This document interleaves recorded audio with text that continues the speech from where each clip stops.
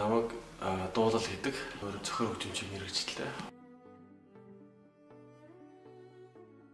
Ер нь хамгийн их нөлөөсөн зүйл бол манай гэр бүл байгаа. Аав ээж хоёр маань манай өвөө юм хоёр маань аюуттай. Ер нь хөгжим юм бол зүгээр юм шүү гэж аав өртөө. Тэгээ санал тавиад тэгээ аав ээж хоёр маань сургуульд шалгалт өгөөд тэгээд шалгалтандаа би тэнцсэн бол бас тэгээ хөгжимч болохоор үеийнх маань ингээл гадаа тоглолдог.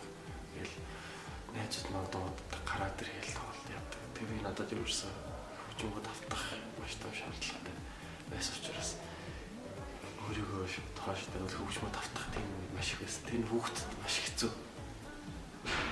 Тэгээд энэ үеийг авч туулснаар маш өөрийгөө өөртөө маш том хөрөнгө оруулалт хийсэн гэж боддог. Зүгээр тэр үе цагийг маш зөв ашиглаж чадсан.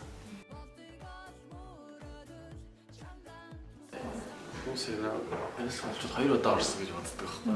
Би яг энэ 3 удаа орсон. Яг хамгийн ихнийх нь болохоор 2015 онд байгаа. Би ганцаараа ороо яг сургуулийнхаа зохион хөгжмийн чуулга ансамбл хөгжмөдөө орсон. Үүний дараагийн жил болохоор ганцаараа госол бөмбөрийн чиглэлээр орсон. Тэгээ бас туршлагаас маш бага байсан. Үүний дараас яг 2 дугаар шат дээр хасагдсан яг нөөс эхлээд амар том зориг төрсөн байхгүй яг гэж орноо өөрийн зориг үзмээр яг сайн бол хүслийн үзэл жоо шар хүрсэн. Тиймэрхүү юм бас.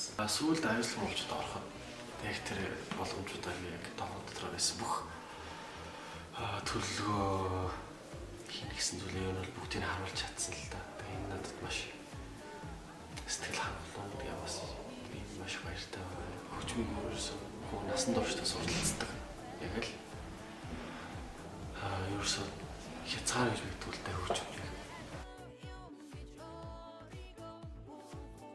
Юу зүгээр хүн өөрийнхөө дуртай зүйлийг хийх хэрэгтэй. Ер нь бол яг заавал аав ээжийнхээ шахалтаа одоо шил зөвлөгөө бас хүлээж авах л. Гэхдээ заавал яг аав ээжийнхээ хүснээр тийм хүн байх ёстой гэдэг юм бол байхгүй шүү дээ. Тэр хүн өөрийнхөө хүсэл тэр хүн хүсэл өөрөөлж байгаа яг тэрнийхээ төлөө бас төлөвлөсөн юм байж байгаа. Тэрийг нь аав ээж хоёртой маш сайн гэр бүлээрээ ярилцаад ирээдүгөө бас төлөвлөх илүү амжилттай болох гэж боддог. Тэгээ бас дангаа өөрийнхөө бас шийдэж болохгүй юм чи маш том